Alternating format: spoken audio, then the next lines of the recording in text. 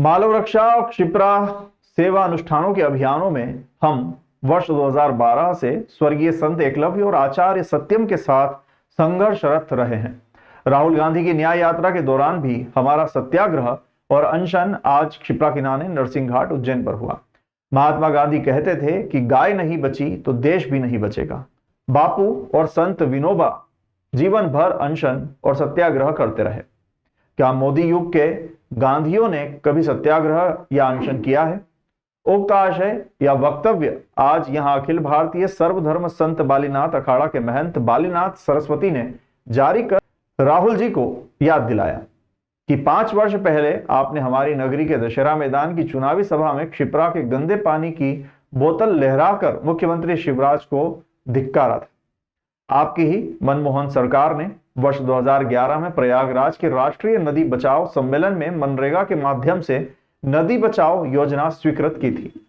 हम लोग आज तक उस वैज्ञानिक योजना पर अमल की मांग कर रहे हैं और आपकी पार्टी भाजपा सरकारों द्वारा नदी लिंक योजनाओं पर अरबों रुपए जनधन का बर्बाद करने पर भी मौन है। आज जो रोहित जी जो सत्याग्रह करे है वो संत बालीनाथ अखाड़े का समर्थन है। नंबर 1 कि इसी मुहिम को हमने मतलब चलाने के लिए एक अभी 31 मार्च को एक सम्मेलन आयोजित किया जा रहा है उज्जैन में। उसमें नशा मुक्त 1600 नदियां प्रदूषण से मुक्त है। हिंदुस्तान के अंदर 1600 नदियां हैं और जिसमें उदाहरण के तौर से उज्जैन की नदी आप देख सकते हैं। अभी भी पानी मतलब यहाँ नरसिंह घाट पे हम बताने के लिए कोई आए तो देखो अभी गंदा पानी पिला रहे हैं।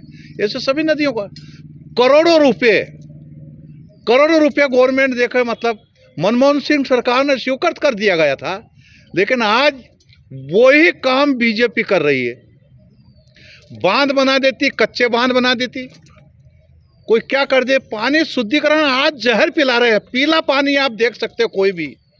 इसलिए हम बीजेपी गवर्नमेंट हो या कांग्रेस गवर्नमेंट हो, ये हिंदुस्तान की जनता को जहर पिलाने का काम ये सारे राजनेता सरकार सब कर रही है।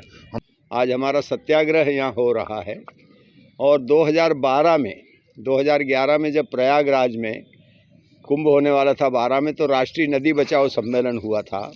उसमें भारत सरकार के ग्रामीण विकास मंत्रालय के सचिव ने ये वचन दिया था, सरकार के ग्रामीण विकास सचिव ने ये स्वीकार किया था कि मनरेगा जो महात्मा गांधी रोजगार गारंटी योजना है उसका अधिक से अधिक पैसा नदियों को बचाने में लगेगा, क्योंकि इस क्षिप्रा के नाम पे पिछले 20 सालों में करोड़ों रुपया बर्बाद हुआ। कभी नर्मदा क्षिप्रा लिंक और कभी पार्वती लिंक और कभी ये हमारी गंभीर लिंक और चंबल लिंक, लेकिन उनसे उधार के पानी से नदियां नहीं बचती। और एक शुद्धिकरण, अखबारों ने एक वो बना रखी मुहिम शुद्धिकरण, नदियों को शुद्ध करने वाला आज तक कोई पैदा नहीं हुआ है। नदियां अपने आप शुद्ध करती है, उनको प्रवाहमान होना चाहिए।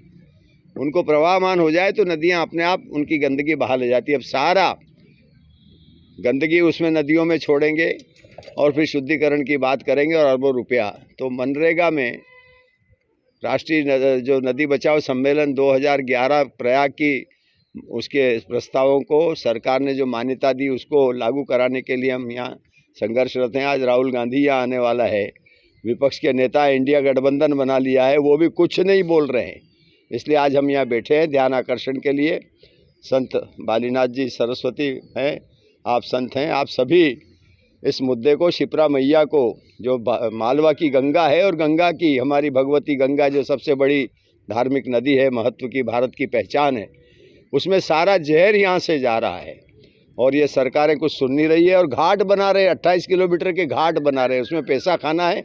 नदी के किनारे वृक्षारोपण होना, नदियों के तल में कुएं खोदना, इस तरह से नदियों का संरक्षण होगा और गंदा पानी मिलने से रोकना, वो हमारी योजना है जो 2012 में शिवराज सरकार ने स्वीकृत की थी, लेकिन आज तक उस पर अमल नहीं हुआ है।